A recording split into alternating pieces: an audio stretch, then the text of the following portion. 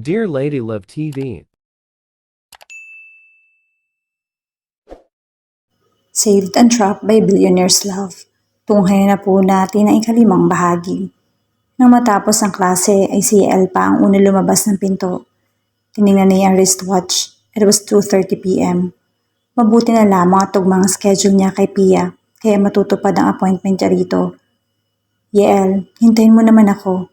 Bumuntong hininga si Yael pero hindi siya huminto sa paglalakad. Binagalan niya lamang ng kaunti na makasunod ang babaeng literal na humahabol sa kanya. Hanggang ngayon hindi niya lubos maisip kung bakit pinatulan niya ang kalokohan nito.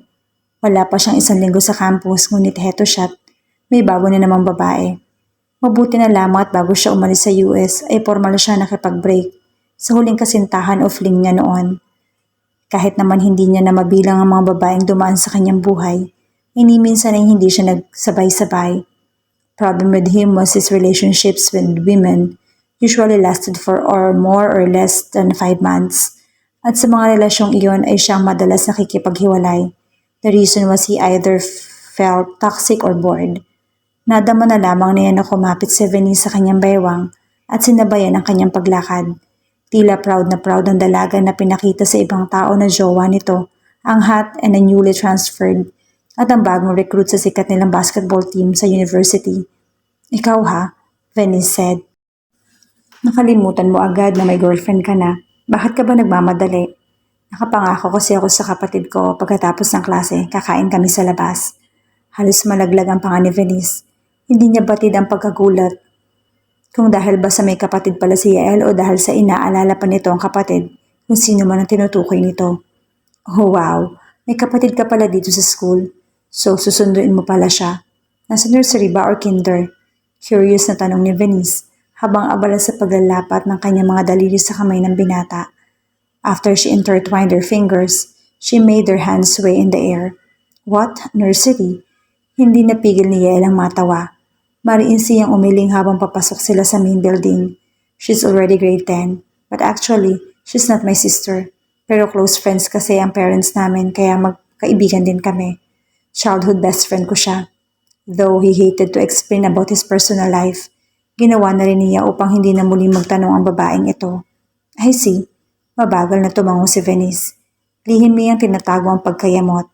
Hell, akala niya dahil sa mag-boyfriend na sila ni Yael, ay masusolo niya na ito o matatake home niya ngayong araw. Ang dami pa naman masasaya at maruruming ideya na naglalaro sa kanyang isipan. Panigurado magugustuhan ito ng binata at mas mahuhumaling ito sa kanya. Ngunit ang mga plano niya ay nasira dahil lamang sa isang 10th grader. Ano ba? Si Yael, babysitter? Hindi pa pwede na ipasundo mo na lang siya? Venice suggested. Ay kasi baka mailang lang siya sa ating dalawa. You know that I like you a lot, don't you? At alam mo rin na hindi ko tinatago yung affection ko sa'yo. Kaya pag nakita niyang niyakap o hinalikan kita, baka makurap lang natin yung pure mind ng, hold on a second, Venice. Bumitiw si Yael sa dalaga at tumigil din sa paglalakad. I just wanted to clarify few points with you before I get engaged and end anything between us. Before it even begins. Kaya ako pumayag sa gusto mo ay dahil ina-expect ko na work tayo. Nanariyan ka lang para mapasaya ako at vice versa. Pero kung ngayon pa lang kukontrahin mo ako at mag-uumpisa maging toxic. For the record, my relationship span with you will be the shortest. His voice held some warning. Napalunok si Venice. Namula ang kanyang mukha dahil sa loob ng kanyang sistema ay biglang sumuot ang pagkalito at panik. Bakit napaka-exaggerated na reaksyon ng kanyang kasintahan patungkol sa sinabi nitong kababata? Ganun ba ito kahalaga sa kanya? Hindi ba siya dapat ang priority nito dahil siya ang girlfriend? Gusto man niyang mga tuwiran pa ay nagpahinuhod na lamang siya. Fine, sorry na. Hindi man niya ganap siyang sang-ayon sa inilatag na arrangement ng binata ay tinanggap niya. Sa ngayon, hindi bale. Gagawin ko ang lahat para ako na ang pinaka-priority mo sa susunod. Na-convince nga kita agad na maging boyfriend ko. Mas marami pa ako magagawa para ako na lagi ang isipin at sundin mo. Pakiramdam ni Pia ay wala siyang gaanong naintindihan sa lecture ng guro. Mabuti na lamang ay regular discussion at hindi graded recitation. Kung nagkataon ay sa unang pagkakataon ay tumataginting na itlog ang magiging marka niya. Kasalanan to ni Yael. Nagingit-ngit siya habang isinusukso sa bag ang kanyang notebook. Isang minuto pa lang ang nakaraan nang lumabas ang kanilang guro. Bakit kaya kailangan gawin yun kanina? Sobrang lakas naman ang loob niya. Paano kung lalo akong kantsawan ng mga kaklase ko? Ngunit hindi nangyari ang kinakatakot niya. Dahil pagkatapos ng klase ay tila nalimutan na ng mga itong ginawa ni Yael. At si Samantha naman ay hindi siya kinibo hanggang sa magdabog ito palabas ng pinto ngayon lang. Himala ha, natatawang bulong ni Dolly at tumingon kay Pia. Tumitiklop din pala ang bruha na yon. Si Yael mo lang pala ang katapat. Halos magsalubong ang mga kilay ni Pia. Anong Yael ko? Ikaw? Kung ano-ano naman ang sinasabi. Why don't you just keep your comments to yourself, Dolly? Hindi naman nakakatulong. Narinig niyan tumawa lang ang kaibigan. Hanggang sa tumayo ito, bitbit ang bag. High blood ka rin kahit wala namang nambubuli sa'yo. Naku naman girl, baka defense mechanism mo lang yan ha. Kunwari naiinis ka sa ginawa ni Yael mo. But deep inside, kinitilig ka dahil ang astig lang sa harap. Tama ba ako? May tama ka na nga sa ulo. Bahala ka kung ano-anong iniisip mo. Pagod na akong mag-oppose, ani Pia. Nakayuko siya habang sinisipir ang bag pero nakaupo pa rin.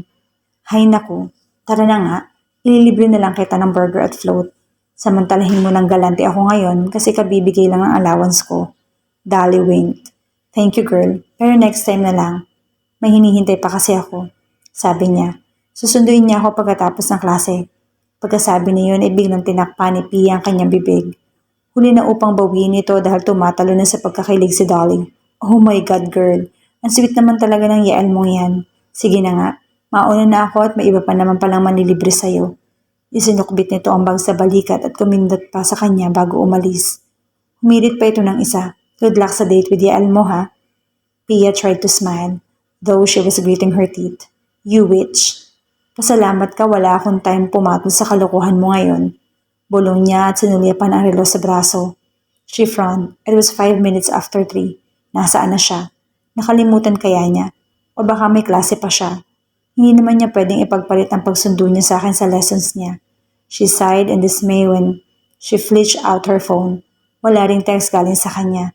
Ano kaya kung magpasundo na lang ako kay Dad? Pia.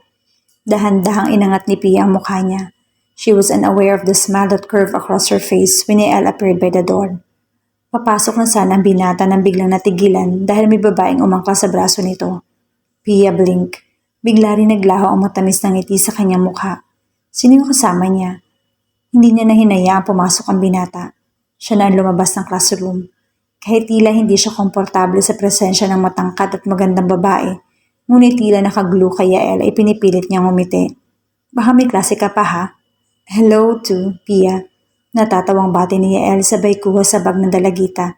Narinig niyang tumikim si Venice kaya bigla siyang nagpapormal. Oh, by the way, this is Venice, my girlfriend. Tila hindi na isitinig ni Yael ang kanyang mga salita. Hi Pia, nice to meet you, Venice. Venice here. She stuck out her hand. Ikaw palang sinasabi ni Yael, ni Honey. Girlfriend, Honey, kailan pa? Bakit walang nababanggit si Yael tungkol sa kanya? Samot-sari pa ang katanungan sa isipan ni Pia, ngunit pinilit niyang hawiin ito. Kung hindi ay baka matulala lang siya dahil hindi inaasahang balita ng kababata niya. Hello, Ate Venice. Pia po. Tinanggap niya ang pakikipagkamay ng isa agading binawi. Oh, please, just Venice. Don't call me ate kasi parang nakakatanda. Isa pa mukhang hindi mo naman tinatawag na kuya ang Honey ko kaya call me by name too. Venice wrapped her arms around Yael. Tila pinapakita nito kung gaano siya kalambing sa nobyo. Okay, Venice. Sambit ni Pia at mabagal na tumango-tango. Bagay naman sila. Pareho maganda at gwapo. Pareho matangkad. Para silang Petrona Towers.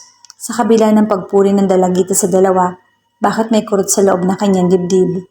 A couple of minutes later, they arrived at a fast food restaurant just nearby the campus. Pia was happy that Yael fulfilled his promise to take her out after the class. Pagkakataon na nila ito upang muling kilalanin ng bawat isa.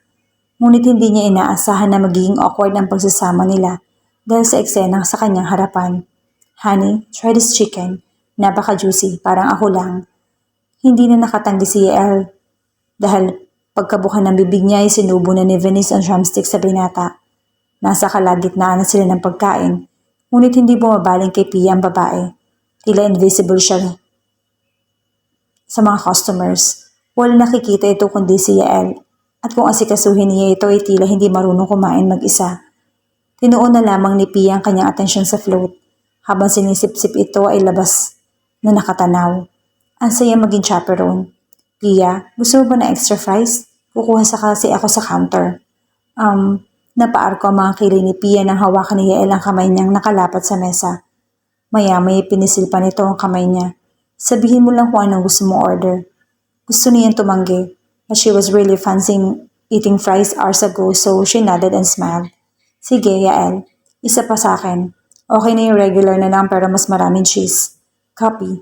Yael said and winked at her before standing. Tinapik niya sa balikat sa Venice bago humanay sa pila. Ngayon lang naisip ni Pia na hindi pala magandang ideya na hinayaan niyang maiwanan silang dalawa ni Venice sa mesa. Kung kanina ay daig pa nito ang kinikiliti sa kakatawa, ngayon ay tila binagsakan ng langit at lupa upang ganun ang pagkasimangot. Dapat pala ako na lang ang pumila sa counter. Ang awkward naman kasi ng isang to. Pero pakitang tao lang pala siya kanina. Ang bilis magbago ng mood. Dahil wala si Yael. Hindi niya na matiis ang nakakailang nakatahimikan sa kanilang dalawa, kaya naisipan niya magbanyo muna. Ngunit akmang tatayo siya na magsalita sa Venice.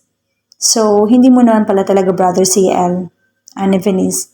Now she was gazing at Pia while playing with his curly locks of hair long.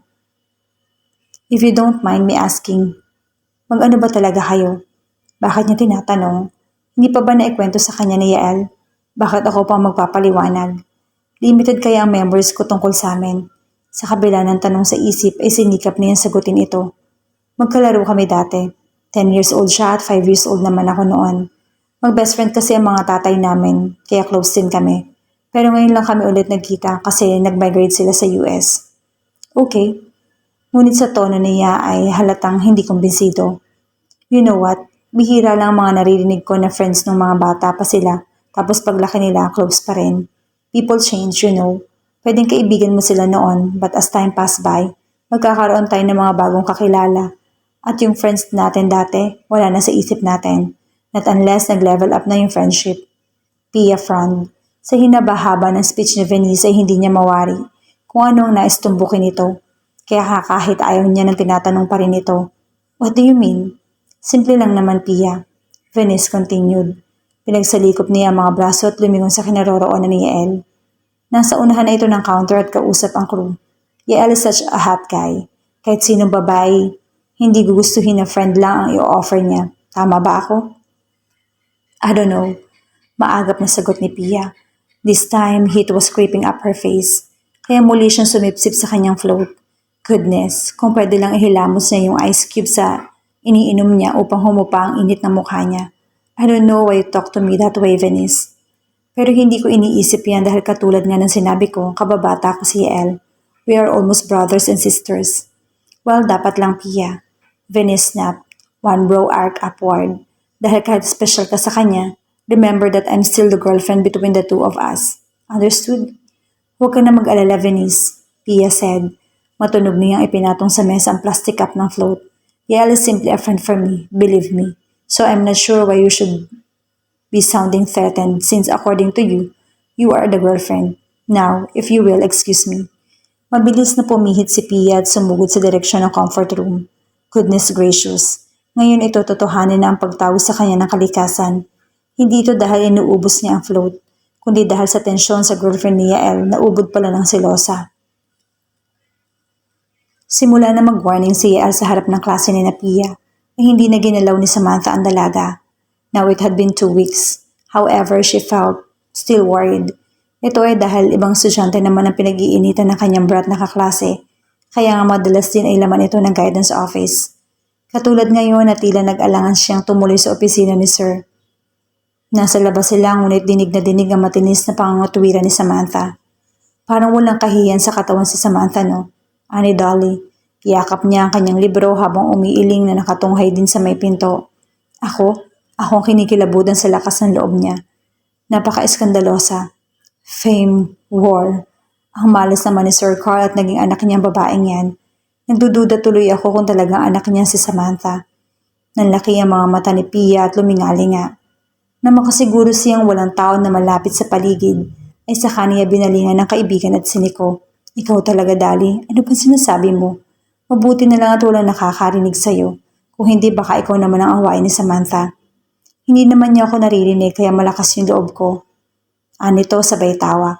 At kung sakali man, alam kong hindi niya ako sisitahin dahil kasama kita, hindi ba? May immunity ka sa pambubuli niya. At dahil lagi tayo magkasama, covered na rin ang pagka-kontra sa kanya. She winked.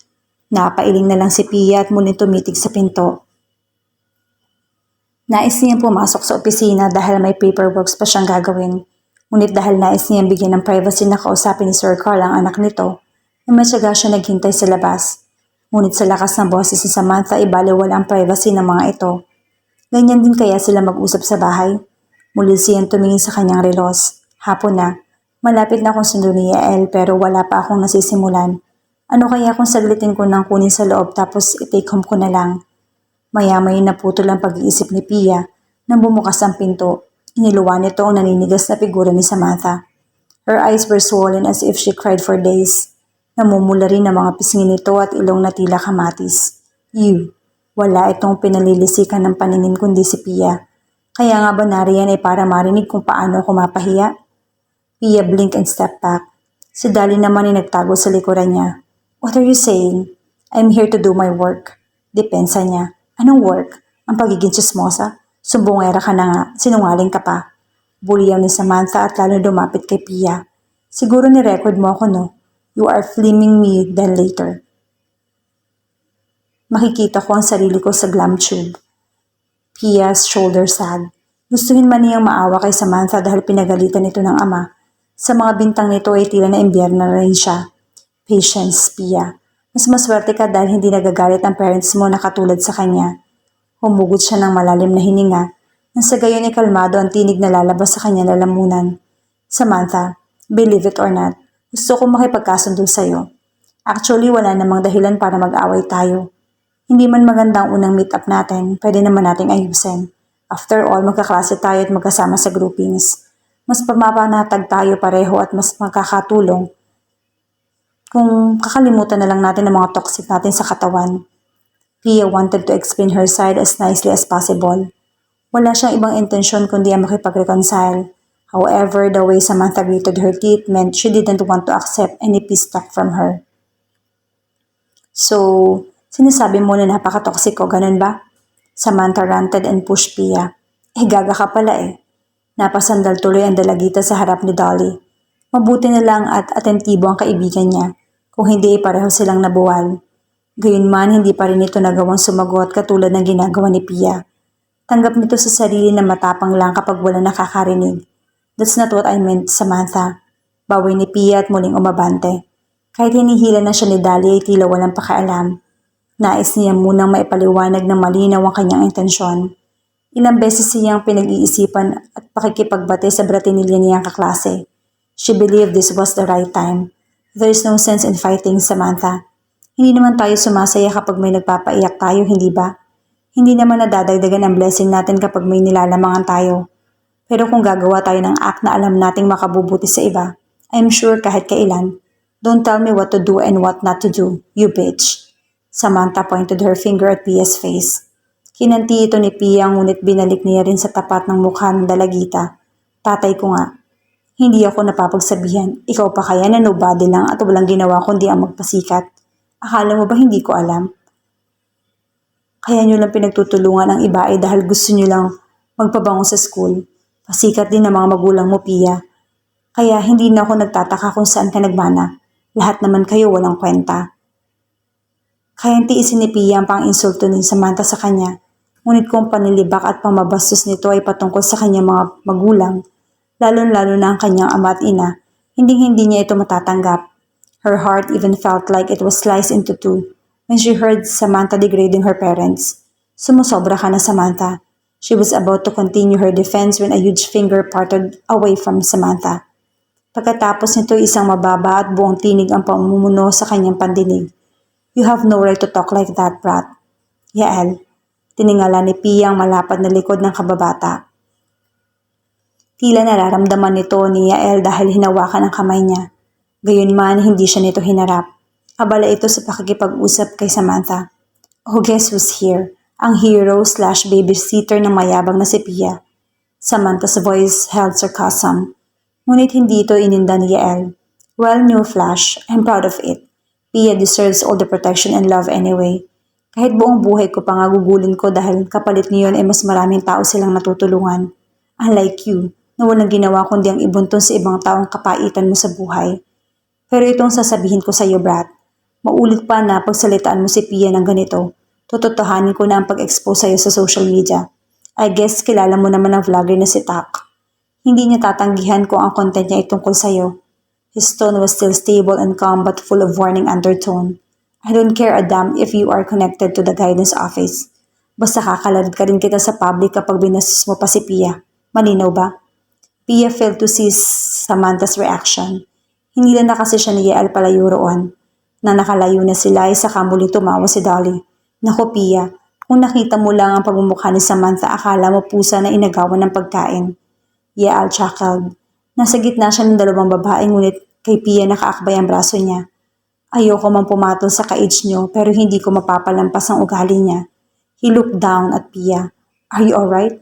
I'm sorry kung nahuli ako. Hinatid ko lang sa modeling class sa Venice. Bago sumagot si Pia ay mabilis na sumabad si Dolly. Pupunta kasi sila sa parking area at namataan nila doon ang sundo. Oh, mauuna na ako sa inyo guys. Nakikita ko na yung car namin. Bye. Kumaway si Dolly sa kanila habang lakad-takbong sinasalubong ang service nito. Samantala, tahimik lang si Pia hanggang sa makapasok sila sa kotse ni Yael. Her mind was stuffed with a couple of things. Una ay si Samantha. Nailagay man ito ni Yael sa tamang lugar ay nalulungkot pa rin siya para sa kaklase. Lubos kasi ang respeto niya para kay Sir Carl. Kung napagalitan man ito ang anak ay sigurado siyang masakit din ito para sa damdamin ng kanilang guidance counselor. Ngayon niya na-realize ang sinasabi nito noon na mabuti pang ibang estudyante ay natutulungan ito, samantalang ang sariling anak ay hirap itong ituwid. At ngayon ay nabanggit na naman ni Yael ang nobya nitong si Venice. Ewan ba niya kung bakit hindi komportable kapag naikukwento ng kanyang kababata ang nobya nito. Venice didn't seem to like her at all. She could sense how the other lady perceived her as a threat.